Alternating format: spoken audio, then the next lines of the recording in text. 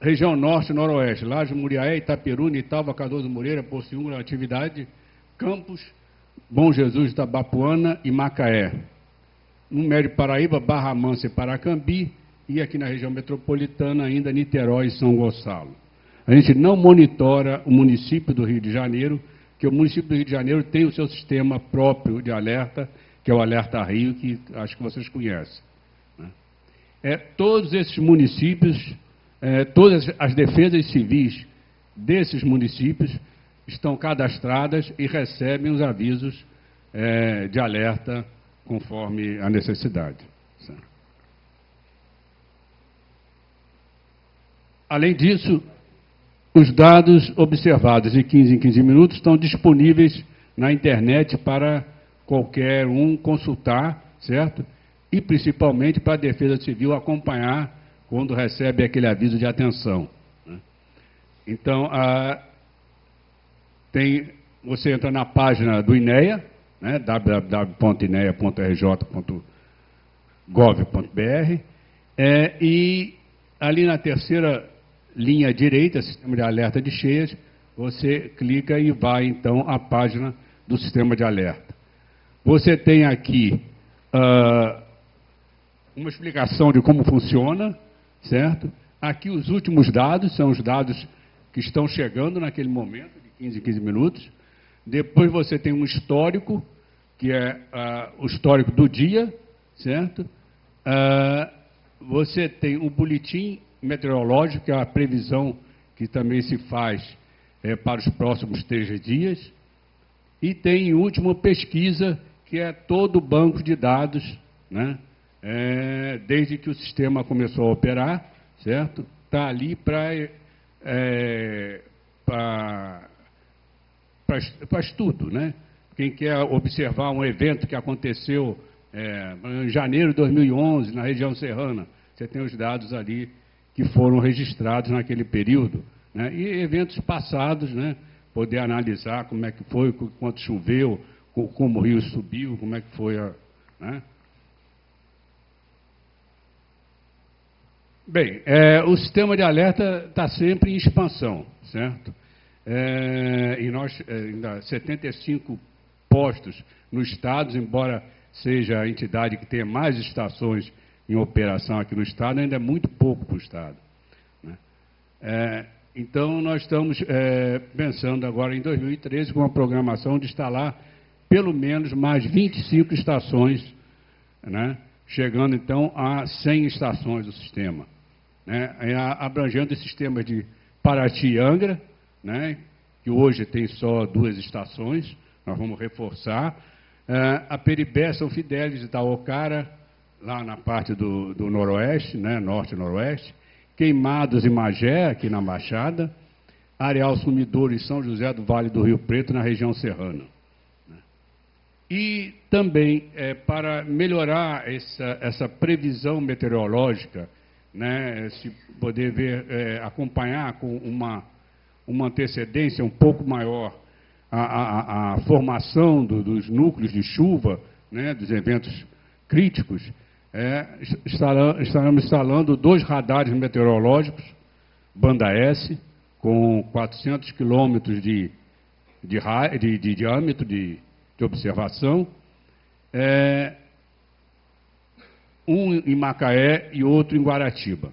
Dessa forma, a gente vai abranger todo o estado do Rio de Janeiro, certo? E mais parte dos estados vizinhos, né? Justamente para poder verificar as entradas dessas massas úmidas, né? Essas massas que vêm de outros estados, se deslocando sobre o Rio de Janeiro. Esses radares estão sendo adquiridos agora, esse ano, né? Já estão sendo contratados, e possivelmente no verão de 2013, 2014, deve estar em funcionamento. Bom, o nosso sistema é todo voltado para a questão da inundação, certo? Nós monitoramos, prevendo a possibilidade, né, de ocorrer inundações. Porém, como nós temos um número razoável de estações, 75 estações, observando chuva, né, de 15 em 15 minutos, esses dados têm sido utilizados também pelo pessoal da Defesa Civil e do DRM, né, para previsão de escorregamento. Certo? Vocês vão ver, eu não chamei a atenção, mas vou chamar agora, que nesse quadro de dados, vocês, além dos dados, aqui está último, que são os últimos 15 minutos, certo? Você tem um acumulado de 1 hora, 4 horas, 24 horas, 96 horas e 30 dias. Tá? Esses dados acumulados servem principalmente e atendem ao DRM, certo? Que, a partir disso, pode estimar parâmetros que possam deflagrar o escorregamento de determinadas áreas. E a colega ali do DRM vai depois falar melhor sobre isso, né? Que não é minha área. Eles estão estudando e definindo parâmetros que podem deflagrar escorregamento de solos em áreas de risco. E eu vou só mostrar aqui um exemplozinho rápido do evento de 6 de abril, que ocorreu em Teresópolis, para vocês terem ideia de como os dados foram úteis nessa previsão. Aqui está o evento, certo? Uma imagem de satélite e outra de radar, ali do radar do Pico do Couto, certo? Está aqui a região onde houve a chuva mais intensa, sobre Teresópolis. E aqui está o acumulado de 24 horas nas estações que o INEA tem em Teresópolis. É interessante que vocês veem que a chuva estava alinhada, aqui assim, né? As estações de cá praticamente não registraram pouca chuva, certo? E essas aqui, em 24 horas, registraram valores de 200 milímetros, 223, 150, 177 milímetros. É muita chuva, né? É chuva que causa realmente não só escorregamento, como inundação também. Todos esses rios aqui o rio Paquequer, aqui o rio Meudon e aqui o rio Fischer, todos os rios transbordaram. Além disso, houve vários escorregamentos nessas áreas aí.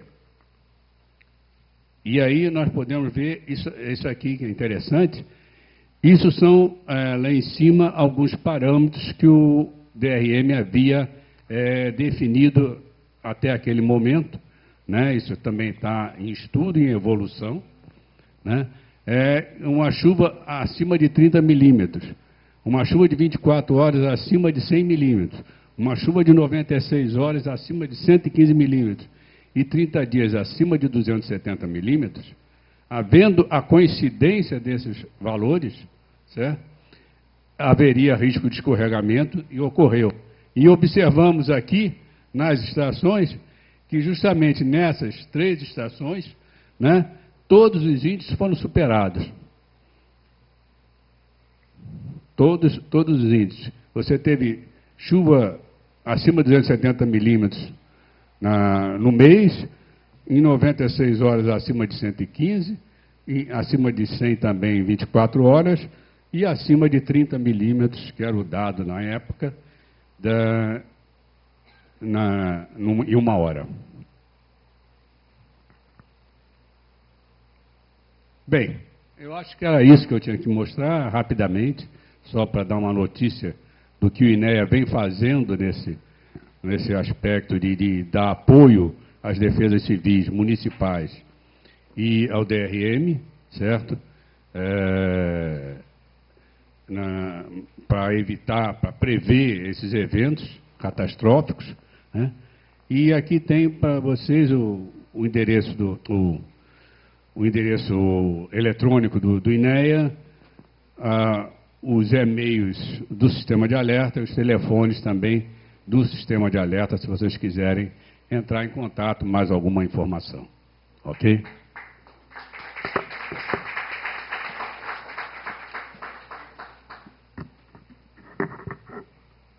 Obrigada. Eu gostaria de informar, né, que temos aqui o representante do mandato do deputado federal Jean Williams, né, o Bruno Bimbi, que veio acompanhar, e na próxima o deputado estará aqui para falar sobre o orçamento da União e que foi disponibilizado para os estados. Tá, obrigado. Agora vamos convidar a geóloga Ingrid, representando o DRM, que tem sido um grande parceiro, ressaltando o DRM, participa desde o início, né, agradecendo aí mais uma vez aí o Flávio Hertal. E só mais um informe, nós já estamos com a nossa programação pronta para 2013 e a Recursos Naturais Renováveis.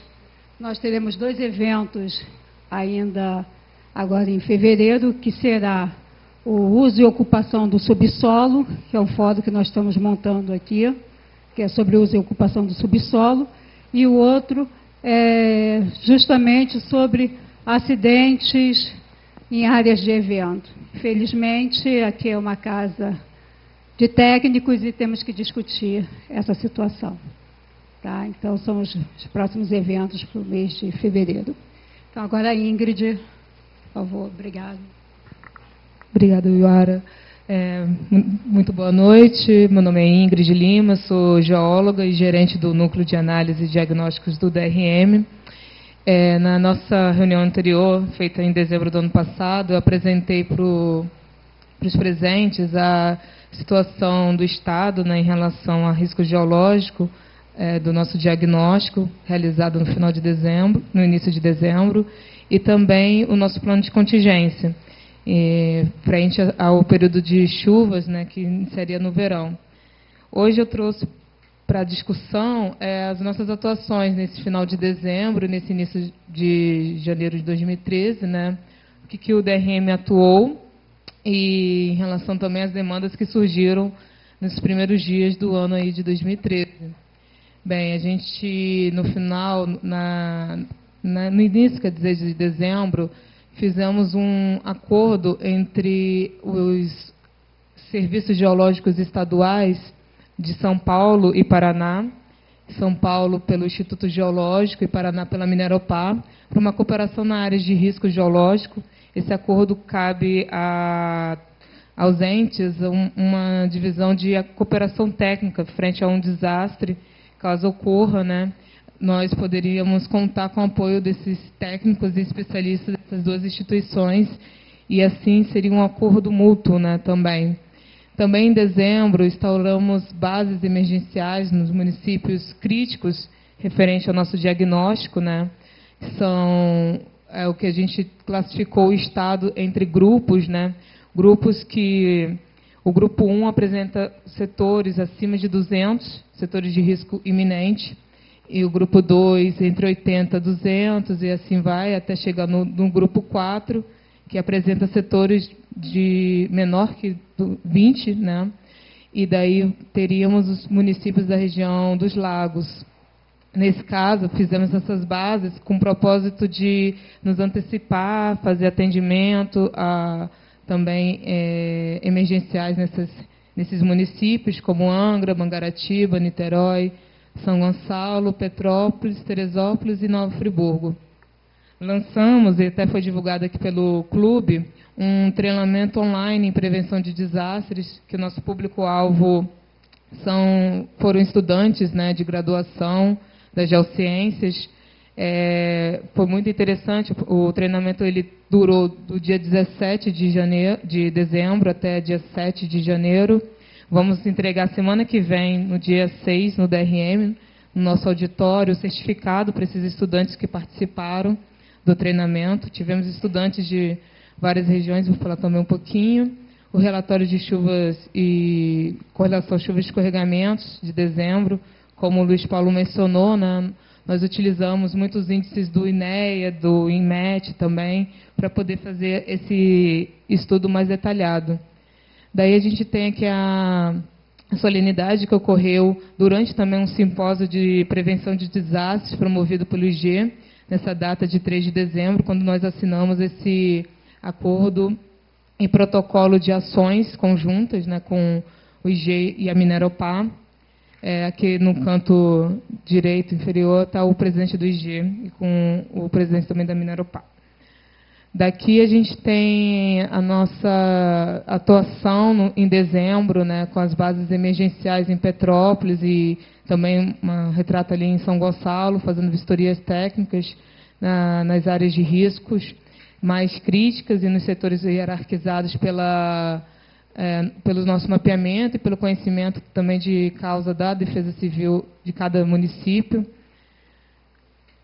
Aqui é na parte do treinamento online, nossos estudantes selecionados, tivemos um grupo muito bom de estudantes não somente do estado do Rio de Janeiro, mas estudantes também de universidades como a Federal de Juiz de Fora, a Unesp, que é de São Paulo, a Federal também do Mato Grosso. E, com isso, a gente capacitou esse grupo em prevenção de desastres naturais. E a seleção também baseou muito no estudante estar presente no Estado. Levamos eles para participar de um simulado, como o geocientista atuaria para a análise e a identificação de um risco geológico.